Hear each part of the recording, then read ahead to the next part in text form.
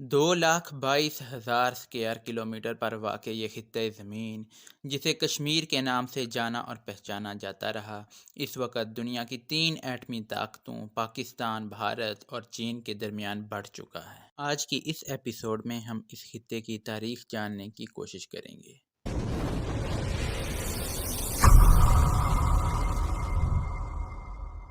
1003 سے 1320 تک کشمیر میں لوہارا خاندان کی حکومت تھی۔ مورخ بتاتے ہیں کہ لوہارا خاندان کی غیر مقبول حکمرانی کے دوران جابرانہ ٹیکس، آپس میں لڑائیاں اور جاگیرداروں کے عروج نے کشمیر پر غیر ملکی حملہ آوروں کی راہیں ہموار کر دیں۔ 1339 میں شاہ میر کشمیر کا پہلا مسلمان حکمران بنا اور اگلی 5 صدیوں تک مسلمان بادشاہوں نے کشمیر پر حکومت کی۔ اس میں مغل سلطنت کے 4 عظیم بادشاہوں کے نام بھی آتے ہیں۔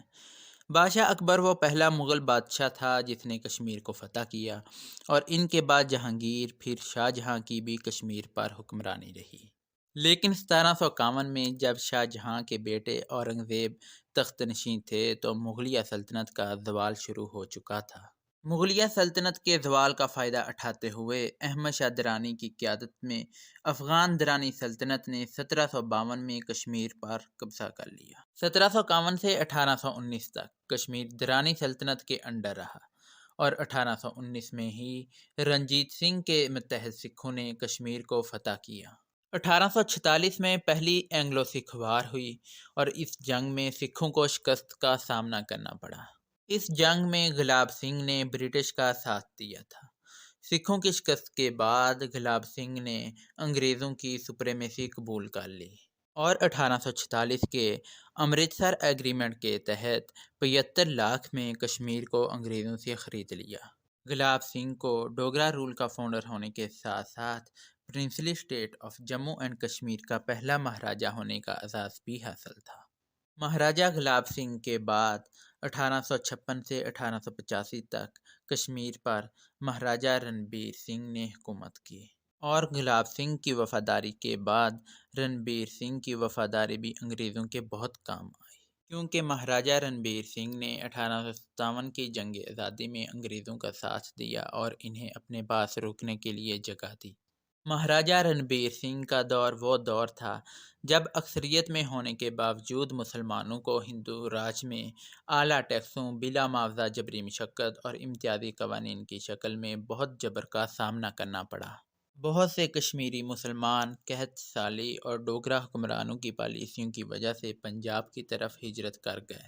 رنبیر سنگھ کا پوتا ہری سنگھ 1925 میں کشمیر کا حکمران بنا۔ 1947 میں برطانوی حکومت کی طرف سے تمام پرنسلی ریاستوں کے حکمرانوں کو کہا گیا کہ وہ اپنی ریاستوں کو جغرافیائی مطابقت اور لوگوں کی خواہشات کو مد نظر رکھتے ہوئے یا تو کسی ایک ملک یعنی ہندوستان یا پاکستان میں شامل کر لیں یا پھر آزاد حیثیت اختیار کر لیں۔ اس سے پہلے کشمیر کے ایک علاقے پونچھ میں مہاراجہ ہری سنگھ کے جبرانہ ٹیکسز کے خلاف اندرونی بغاوت شروع ہو چکی تھی۔ مہاراجہ ہری سنگھ کی فوج نے ان مظاہرین پر گولی چلا دی جو کشمیر کی پاکستان میں شمولیت چاہتے تھے، پورے گاؤں کو جلا دیا اور بے گناہ لوگوں کا قتل کیا۔ پونچھ کے لوگوں نے 24 اکتوبر کو پاکستان سے ملنے کا اعلان کر دیا۔ 1947 میں کشمیر میں 70% مسلمان تھے اور 20% ہندو۔ مہاراجہ ہری سنگھ نے وقتی طور پر آزاد رہنے کا فیصلہ کیا، کیونکہ ایک طرف تو وہ ہندوستان میں شامل ہونا چاہتا تھا، لیکن اسے ہندوستان میں شامل ہونے کے لیے کچھ چیلنجز کا سامنا تھا۔ پہلا یہ کہ کشمیر کی بڑی مسلم اکثریت پاکستان میں شامل ہونا چاہتی تھی، لیکن مہاراجہ خود ہندو تھا، اسی لیے وہ پاکستان میں شامل ہونے کے حق میں نہیں تھا۔ اور دوسرا، اس کا سیاسی مخالف شیخ عبداللہ نہرو کا دوست تھا۔ اگر مہاراجہ ہری سنگھ ہندوستان کے ساتھ الحاق کرتا تھا تو شیخ عبداللہ جو اس کا سیاسی مخالف تھا، اسے کشمیر میں مقبولیت ملتی تھی۔ مہاراجہ ہری سنگھ نے پاکستان کے ساتھ ایک معاہدے پر دستخط کیے، اسے اسٹینڈ اسٹل معاہدے کے نام سے بھی جانا جاتا ہے۔ اس کے مطابق دونوں کے درمیان تجارت، سفر، مواصلات کو یقینی بنانا تھا۔ اسی دوران کشمیر میں پاکستان میں شمولیت کے لیے ایک تحریک جنم لیتی ہے۔ پہلے تو ہری سنگھ اس تحریک کو دبانے کی کوشش کرتے ہیں، مگر یہ ان سے ممکن نہ ہو سکا۔ دوسری طرف 12 اکتوبر 1947 کو پاکستانی پشتون قبائل اپنے کشمیری بھائیوں کی مدد کو پہنچے۔ ان پشتون کا تعلق وزیرستان، پشاور، بنوں وغیرہ سے تھا۔ ان پشتون قبائلیوں کی تعداد تقریباً 20,000 کے قریب تھی۔ اسی دوران مہاراجہ ہری سنگھ، جو کہ ڈبل گیم کر رہے تھے، ایک طرف تو حکومت پاکستان سے اسٹینڈ سٹل معاہدے پر دستخط کیے اور دوسری طرف حکومت ہند سے مدد کی اپیل کر دی۔ Governor general Lord Mountbatten نے اس شرط پر اتفاق کیا کہ پہلے وہ ہندوستان سے الحاق کرے۔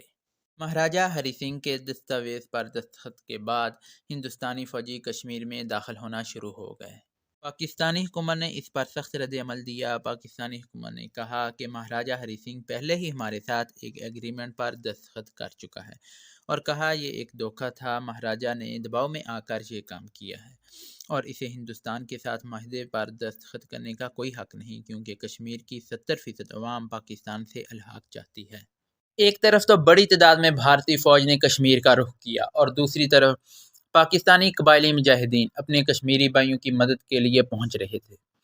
اتنے میں قائد اعظم محمد علی جناح نے جنرل ڈگلس گریس، جو کہ پاکستانی فوج کی کمانڈ سنبھالے ہوئے تھے، ان کو حکم دیا کہ وہ پاکستانی آرمی کو کشمیر میں بھیجے، لیکن انہوں نے اس میں ہچکچاہٹ کا مظاہرہ کیا۔